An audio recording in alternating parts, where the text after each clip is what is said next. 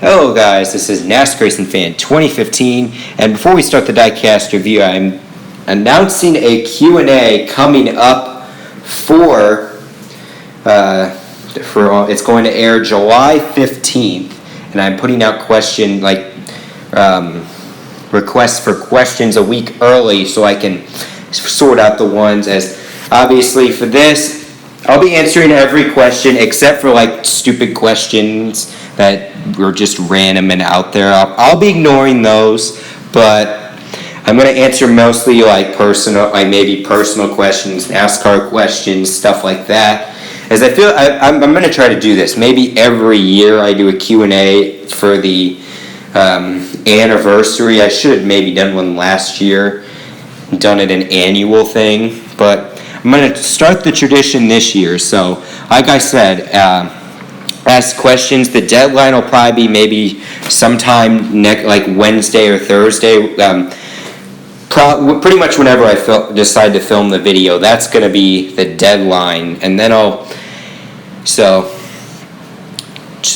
ask any question, and it can be anything that you think I'd be interested in answering, or if you have any things you're wondering about me or the YouTube channel or whatnot, ask those. So have fun with that, and I will be answering those questions on July 15th for the 2-year anniversary of this channel.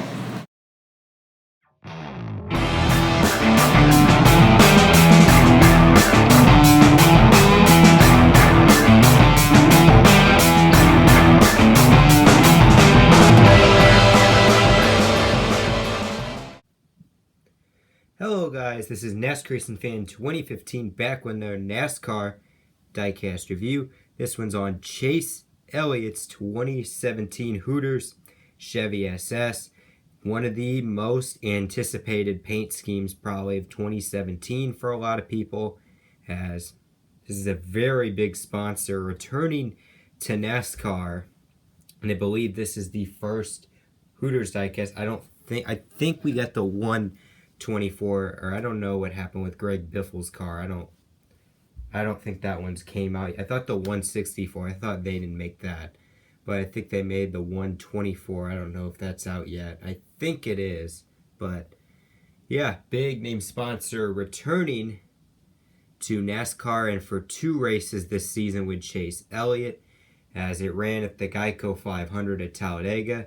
Did not do very well as it crashed because of AJ Allmendinger, but he had a good shot to win. And then it's also running at the Can-Am 500 at Phoenix in November, the final race before the championship. Hopefully it does make it that far. So we're going to basically look at the box. You can see this is this is the updated box with the NASCAR logo, and this should be exciting. So now we're going to unbox Chase Elliott's Hooters Chevy SS. So we've got Chase Elliott's Hooters Chevy SS out of its box, and this car has kind of grown on me a little bit.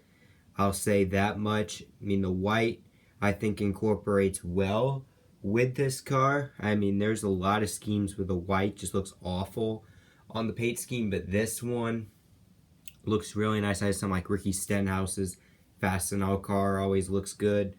Trevor Bayne's car this year's kind of improved with the different colors, and it just not being just the checkered flag. But I also did get to see this car in person.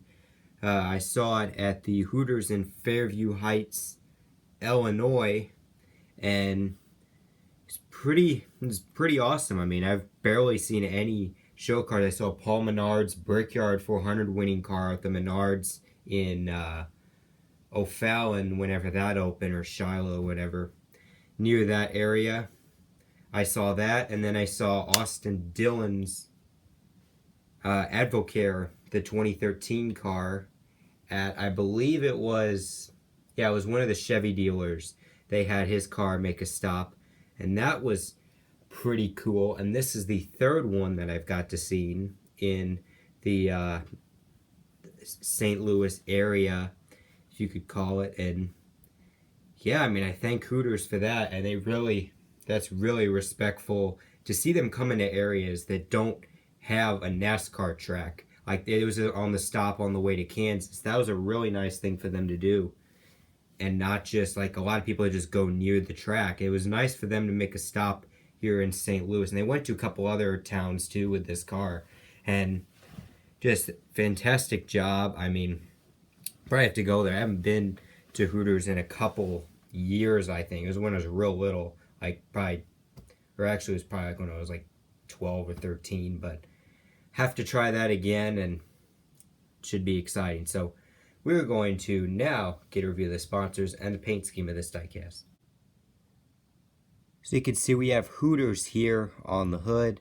And then you can see there's no Elliott name. They have moved that somewhere else, which kind of sucks. I mean, for the like 164 diecasts, I like it being on the front. I don't care if it's not accurate. I mean, it just looks better. The only reason why I don't like it on the front is like if I get a guy like that, if I get a lower funded team, I don't have to worry about fixing it because like the front's the most readable part of the car.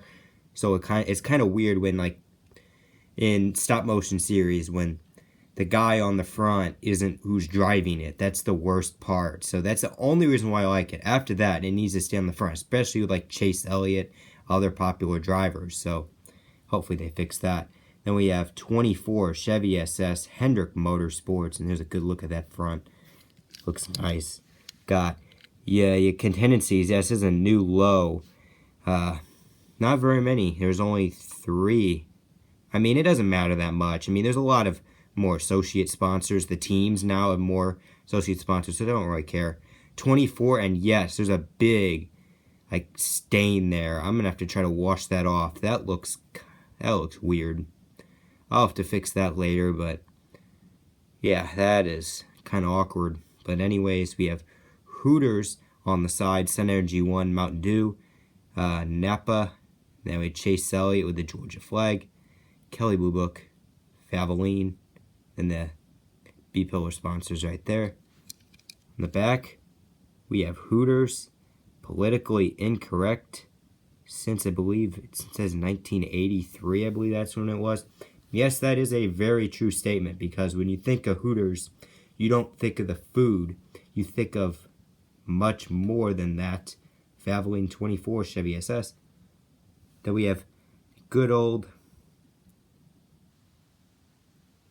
doesn't want to work. We have good old Napa Auto Parts on the deck lid. Then we have, there's the Elliott. Thing doesn't want to really focus right now. But Elliott right there. There's a little paint things off. Then we have Hooters. And there's the other side of the car. So the paint scheme of this diecast really goes over the typical Hooters car. As like if you see on the Hooters, like a lot of their renovated stores or restaurants have like the stripes near the logo, like at mine. That's kind of what this paint scheme incorporates, and it's really nice. So you can see like the hood, you can see obviously is white. Then you can see obviously reddish orange splitter. The stripes kind of are here and they extend. There's about 8 or 9, and you can see they kind of extend to the side. The 24 is orange outlined in yellow, and it's really nice to see the yellow 24 in this car. Now I think it should still stick with Jimmy Johnson because he's the veteran. I think that's what Hendrick should do. Whoever's like the veteran driver, and Hendrick should have the yellow numbers. And I think that's what they're going to do because right when Jeff Gordon retired, Jimmy Johnson started running the yellow 48. That could happen with Chase Elliott in a couple of years whenever like Casey Kane or like maybe Jimmy Johnson, Dale Jr. retire. And he is like the veteran at Hendrick. He's been the longest tenured driver. So it could be interesting. You can see the top, more like stripes. The stripes kind of are on the top. And there's that. So the back kind of has the orange kind of, it's like the typical Hendrick Chevy thing on the back. Then white on the top. The top is obviously the yellow number, and then the classic Hooters orange take up the top. There's the other side. So now we are going to get a rating on this car.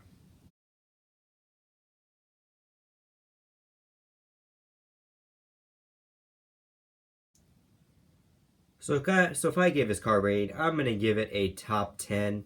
I think maybe the orange could have been lowered a little bit on this car, like especially on the A, B, and C pole, lowered just a little bit, and then the lines could go a little bit up. But after that, it looks good. I'm glad they didn't take the traditional route. I mean, they need to just create a new image for the Hooters car. They don't need to be stuck in the 1990s mindset with a lot of the Hooters paint schemes, but I mean, it's really nice. I think they've sponsored Hooters. I think was big with Alan Kawicki whenever he won the championship. And that really put Hooters on the map. And then they kind of died off whenever he was killed in the tragic plane crash. They kind of disappeared. But they've been like popping up. I think, didn't they go to, I think Bodine's car or something like that at one point, I thought. From what I think I heard that somewhere. They also, and then they went to Nelson Piquet Jr.'s car in the Xfinity Series for like 1 or 2 races. And then they went to Greg Biffle for the Southern 500, and now they're with Chase Elliott. And it is a really nice scheme. I mean, I would, like I said, if you're big Chase Elliott fan, if you're just a fan of like NASCAR history,